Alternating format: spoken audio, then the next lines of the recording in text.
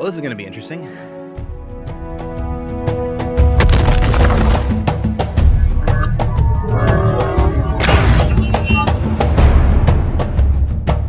So behind me is a 3D printer, my first 3D printer, and like I said, I wanted to do more content on my channel, and I've never used a 3D printer before. I have no idea what I'm doing. I have no idea if I'm going to be doing it right, but for all of you who may also want to get into cosplay and have no idea where to start, we're in this together. So I just wanted to make a short series on my progress doing my next build, which is going to be an ODST Spartan, because I think it's going to be much easier to do than a full-blown Spartan, which is something I'm totally going to do in the future. But I already have one as of now. I didn't make it, but I do have one, and I'm going to display it once I actually get it back a few days from now as of me recording this. So this is the Elegoo Neptune 3 Max, and let's figure it out. I'm gonna start using my phone to record because I don't have a setup for this, so the quality is gonna be a little janky, and I'm gonna try to do the best I can. I'm learning this just like you guys are, so let's do this. Okay, I have a really janky setup right now. I'm on a box on a mini trash can that's cleaned and disinfected, balancing on the Clorox wipes that I use to disinfect everything else. So, really interesting setup, but this is the Elegoo. So we're gonna open it up and just figure this out.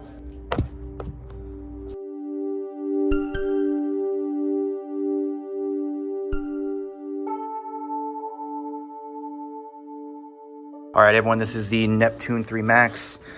Don't know what to expect out of this package. And I've never filmed an unboxing video before, so bear with me. Oh, it's upside down. So we got rod thingies that are gonna go somewhere, I assume. And this bad boy, which I'm assuming is a printer, so let's get started. All right, so this is what we got, the 3D printer.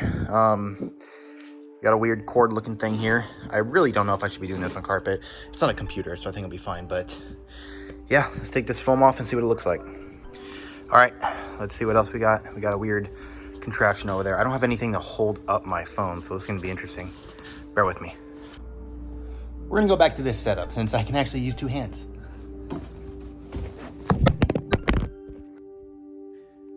Well, that lasted about 3 seconds. So this is everything that came in my box. Here are the directions. So I'm gonna try to figure this out and get back to you guys on that. Oh, it also came with this box full of things that I have no idea. This is too complicated for me. We're all in this together. So I'm gonna try to leave this propped up and just have like a time lapse of me trying to figure this out. So it's probably gonna be a 5-hour time lapse, to be honest. I'm not very smart. So I'll see y'all on the other side. Let's try that again.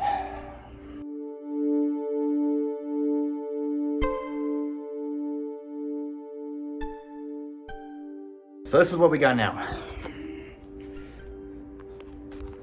A whole lot of, I have no idea what this is. Why is there a glue stick? Hey, it came with PLA. Okay, so this is the bag that comes with all the chingaderas that do the chingadera thing. This is the direction card. I'm used to building mega blocks, so this is gonna be a little bit of a step up. I'm running on 2 brain cells and my brain is smooth, head empty, no thought. So it's gonna be pretty interesting. I'm gonna try to piece it together. Step 1 is something about a pull rod installation, as you can see right there.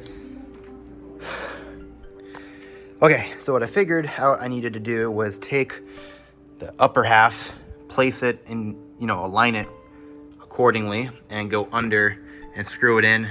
So that's our first step, and I will follow up after that step has been completed. All right, everybody, so the top half is now on.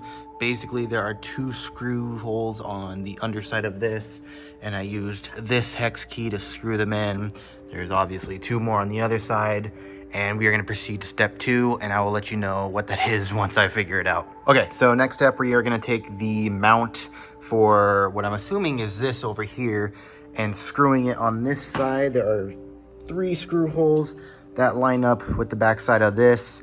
So I went ahead and rotated my table. I'm elevating it on a little box, and I will fill you all in once that is completed. Okay, I didn't realize the next step was so simple. So we're literally just gonna take the little mount TV monitor thing, and it actually has a magnetic back, and this is magnetic as well. So it's just gonna fit into place right here. And then we take this Ethernet port connection thing and plug it in right there.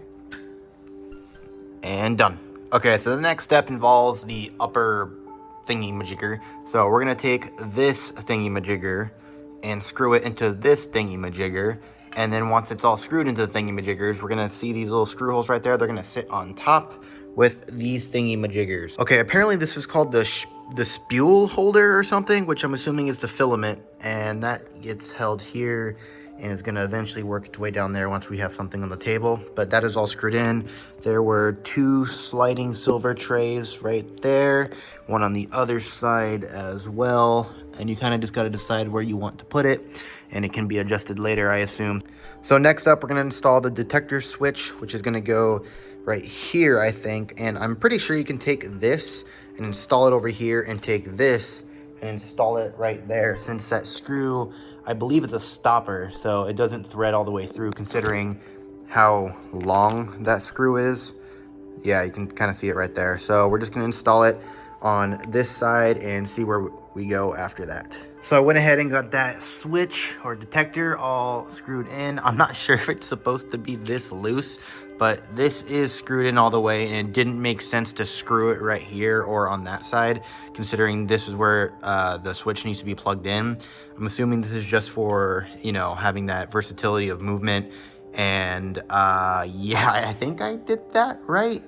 And on to the next step. I'm assuming I'll find out I did it wrong either in the comments or when this doesn't work. All right, everyone, just a quick update. So I've been at this for another too long, half an hour.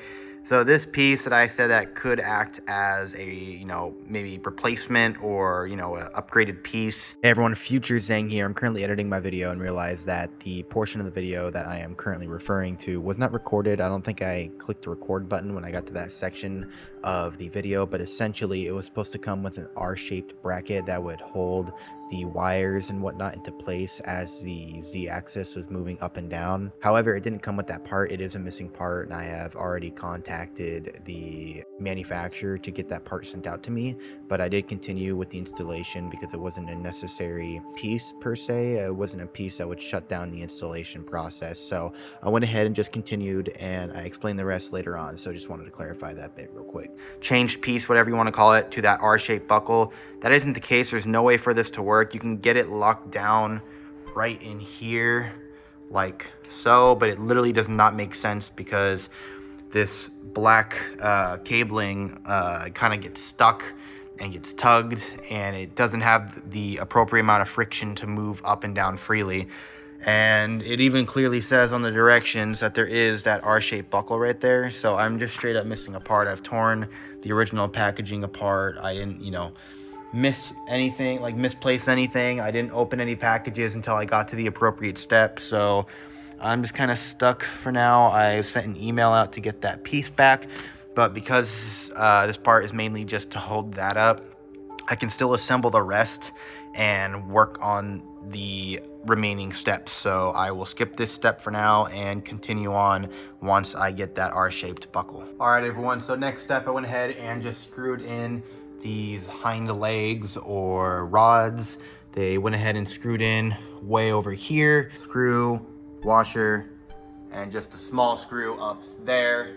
And that is the end of that. And on to plugging in the remaining cable since there aren't any screws left. What the hell is that? All right, so these two cables, kind of self-explanatory. The small one's gonna go where the small female end is. There we go. And the male end will plug down into this female end. And the last step for now is to plug this into the male end, as well as all these connectors. There's an LED connector, a filament connector, and a, you know, left side, you know, leg connector. I mean, it's my right, but it's the 3D printer's turned around, so left side. And that's pretty much it for now. Next video will be my first attempt at firing this up, leveling it out and whatnot. I'm pretty proud of how this got assembled. I don't feel comfortable firing it up until we actually get that R-shaped buckle, which should be over here. So once I get that, I will actually fire this up. but I'm happy that it's assembled now. I'm gonna leave it over in the corner of my room. Yeah, this is pretty exciting. I got my first piece of 3D equipment done. Oh yeah, final step, probably should be important to plug in. We have this piece that's gonna sit right here, obviously, but that is gonna be the end of this video. I'm super excited how this turned out, and I will see you all shortly in the next one.